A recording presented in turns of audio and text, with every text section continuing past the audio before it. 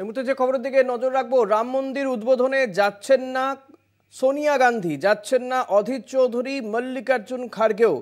এর আগে আমরা জেনেছিলাম যে রাম মন্দির উদ্বোধনে যাবেন সোনিয়া গান্ধী, তবে এই মুহূর্তে যেটা জানা যাচ্ছে যে কংগ্রেস বিবৃতি দিয়ে জানিয়েছে রাম মন্দির উদ্বোধনে যাচ্ছেন না সোনিয়া গান্ধী, যাচ্ছেন না অধীর চৌধুরী, মল্লিকার্জুন খাড়গেও।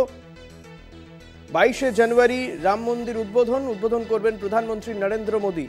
ঠিক কি জানানো হচ্ছে, কি কারণে তারা যাচ্ছেন না, জানবো। আমাদের প্রতিনিধি সত্য সুন্দর ভট্টাচার্য রয়েছেন আমার সঙ্গে টেলিফোনে। সত্য, কি জানা যাচ্ছে, কি জানানো হয়েছে বিবৃতিতে কংগ্রেসের পক্ষ থেকে? উদ্বোধন, সেই রাম মন্দিরের উদ্বোধন আগামী 22শে জানুয়ারি হবে, এমনটাই কিন্তু আনুষ্ঠানিকভাবে আমন্ত্রণ জানানো হয়েছে চিঠি দিয়ে বিজেপির তরফে এক্ষেত্রে। এবং সেক্ষেত্রে কিন্তু তারা কংগ্রেস সভানেত্রী সোনিয়া গান্ধী, এছাড়া কংগ্রেস সভাপতি এবং রাজ্যসভায় কংগ্রেসের দলনেতা মল্লিকার্জুন খাড়গে এবং লোকসভার বিরোধী দলনেতা অধীর চৌধুরীকে চিঠি দিয়ে আমন্ত্রণ জানিয়েছে। কিন্তু কংগ্রেসের তরফ থেকে জানানো হয়েছে যে এই রাম মন্দিরের যে উদ্বোধনের যে অনুষ্ঠান আগামী 22শে জানুয়ারি হবে, তাতে কোনোভাবেই উপস্থিত থাকবেন না কংগ্রেস সভানেত্রী সোনিয়া গান্ধী এবং সেই সঙ্গে মল্লিকার্জুন খাড়গে এবং লোকসভায় কংগ্রেসের বিরোধী দলনেতা অধীর চৌধুরী।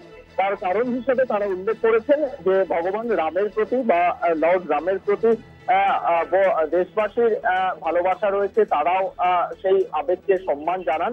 কিন্তু গোটা বিষয়টিকে, যে রাম মন্দির নির্মাণ এবং যেটা এখনো পর্যন্ত পুরোপুরি সম্পন্ন হয়নি সেই মন্দির নির্মাণ কাজ, সেটা যেরকম ঠিক, তার পাশাপাশি ঠিক লোকসভা নির্বাচনের আগেই এই রাম মন্দির নির্মাণ এবং সেই উদ্বোধনকে কিন্তু রাজনৈতিকভাবে হাতিয়ার করতে চাইছে বলা যেতে পারে সরাসরি বিজেপি এবং সেই জায়গায় আরএসএস।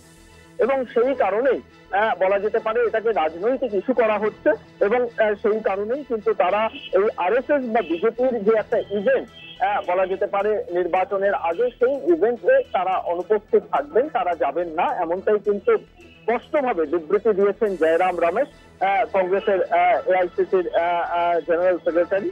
এবং সেক্ষেত্রে এই না যাওয়ার সিদ্ধান্ত রাজনৈতিকভাবেও কিন্তু যথেষ্ট তাৎপর্যপূর্ণ, কেননা গোটা দেশে যখন হিন্দুত্বের নামে বা মেরুকরণের রাজনীতির একটা বিষয়কে নিয়ে আসা হচ্ছে এবং পক্ষান্তরে কিন্তু আরএসএস আমরা কথা বলবো। আমার সঙ্গে রয়েছেন এই মুহূর্তে সত্য, থাকো তুমি আমাদের সঙ্গে।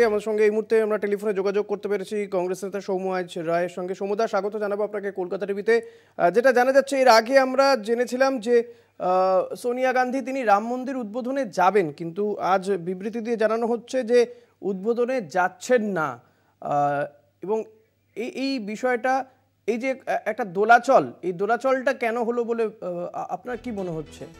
দোলাচল কিছু নেই, আমরা আগেই বলেছিলাম যে আমরা এখন সিদ্ধান্ত নিইনি, আমরা সিদ্ধান্ত নিয়ে আপনাদের জানাবো। কিন্তু তড়িঘড়ি কোনো সংবাদ মাধ্যম তারা তাদের মতো করে রিপোর্ট করেছে, আমরা সিদ্ধান্ত হলে জানিয়ে দেবো বলছি। দলীয়ভাবে আমাদের সিদ্ধান্ত এখনো আসেনি, কিন্তু আমরা মনে করি যে ভারতবর্ষের সরকার, তার কোনো নিজস্ব ধর্ম হয় না। ভারতবর্ষের সরকার সংবিধান মেনে কাজ করে। ভারতবর্ষে মেরুকরণের রাজনীতি, ভারতবর্ষে মানুষের রুটি রুজি রোজগারের যে সমস্যা, সেটাকে ধামাচাপা দিয়ে দেওয়া হয়। সবাই আমরা আরাধ্য পুরুষোত্তম রামকে শ্রদ্ধা করি, ভক্তি করি, ভালোবাসায় রাখি। তার মানে এই নয় যে সরকার আর ধর্ম সবকে মিলিয়ে মিশিয়ে একাকার করে দেবে এবং গত 9 বছর 10 বছরের একটা সরকারের সমস্ত ব্যর্থতা শুধুমাত্র ধর্মীয় ভাবে তাকে ধামাচাপা দিয়ে দেবে, এটা কখনো হতে পারে না। এই ভারতবর্ষটা সবার, এই ভারতবর্ষ তৈরি করার জন্য প্রত্যেকটা মানুষ, হিন্দু মুসলমান সবাই ভারতবর্ষ গড়েছে। সৌম্যদা, এই ক্ষেত্রে আপনাকে একটু ইন্টারাপ্ট করছি, একটা প্রশ্ন রয়েছে এই ক্ষেত্রে, যে আমরা দেখেছি যে এই 5 রাজ্যের নির্বাচন হলো, তার আগে কংগ্রেসের যা স্ট্র্যাটেজি ছিল, রাজনৈতিক মহল মনে করছিল যে কংগ্রেস সফট হিন্দুত্ব এই বিষয়টি নিয়ে চলছে, কিন্তু তারপরে এটা একটু শেষ করতে দিন প্লিজ প্রশ্নটা। তাহলে কি কোথাও সেই জায়গা থেকে সরে আসছে কংগ্রেস? না, দেখুন, আপনারা এই সফট হিন্দুত্ব, হার্ড হিন্দুত্ব এসব কোনো বিষয় নয়। বিষয় হচ্ছে আমরা সবসময় মনে করি যে কোনো সরকার, যে কোনো রাজ্য সরকার হোক, কেন্দ্রীয় সরকার হোক, যেই হোক, সরকারের কাজ হচ্ছে মানুষের কাজ করা, কোনো ধর্মের কাজ করা।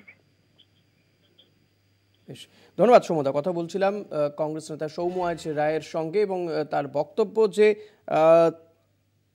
যে কারণে বা যে অভিযোগ তাদের বক্তব্য, যে রামের প্রতি তাদের আবেগ রয়েছে, সম্মানও জানাচ্ছেন তারা, কিন্তু রাজনৈতিকভাবে এই যে রাম মন্দির উদ্বোধন, সেটাকে রাজনৈতিকভাবে কাজে লাগাতে চাইছে বিজেপি, সে কারণেই তারা এই ধরনের অনুষ্ঠানে যেতে চান না, যাবেন না বলে জানানো হয়েছে।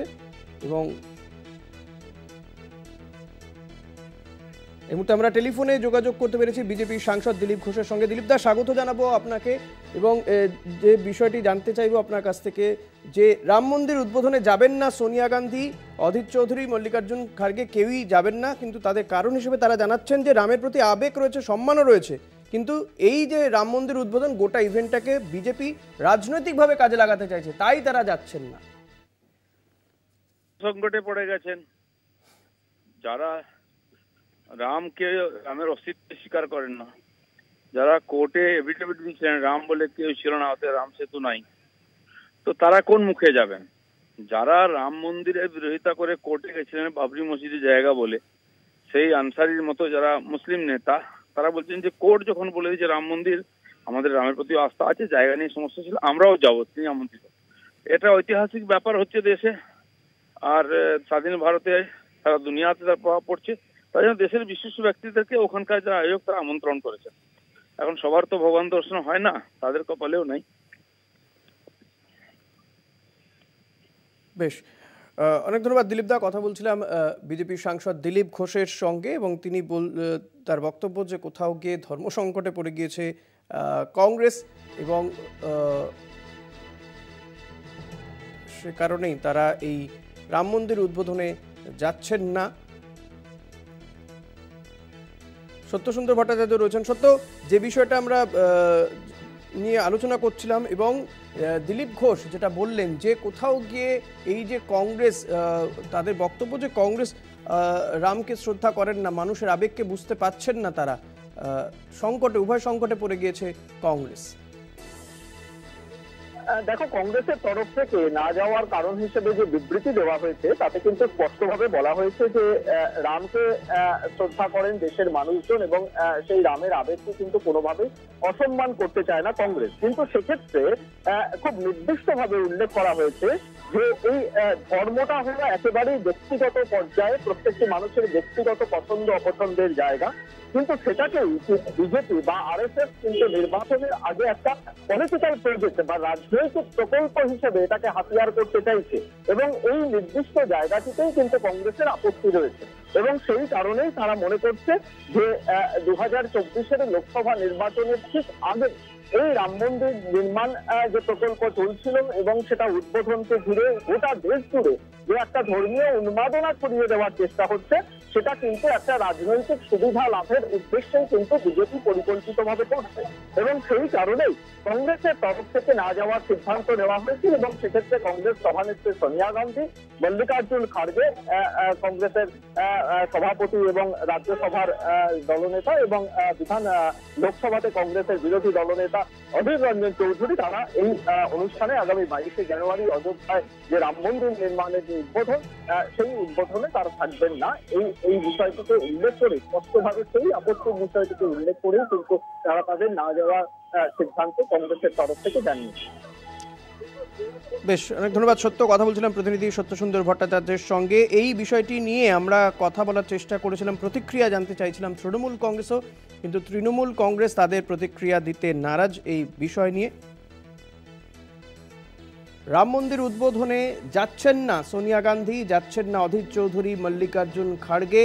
সেক্ষেত্রে তারা যে বিবৃতি দিয়ে জানিয়েছে গোটা বিষয়টিতে, তাদের বক্তব্য যে রামের প্রতি তাদের আবেগ রয়েছে, সম্মানও জানিয়েছেন তারা, কিন্তু তাদের অভিযোগ এই রাম মন্দির উদ্বোধনকে ঘিরে গোটা দেশে ধর্মীয় উন্মাদনা তৈরি করতে চাইছে ভারতীয় জনতা পার্টি এবং আরএসএস।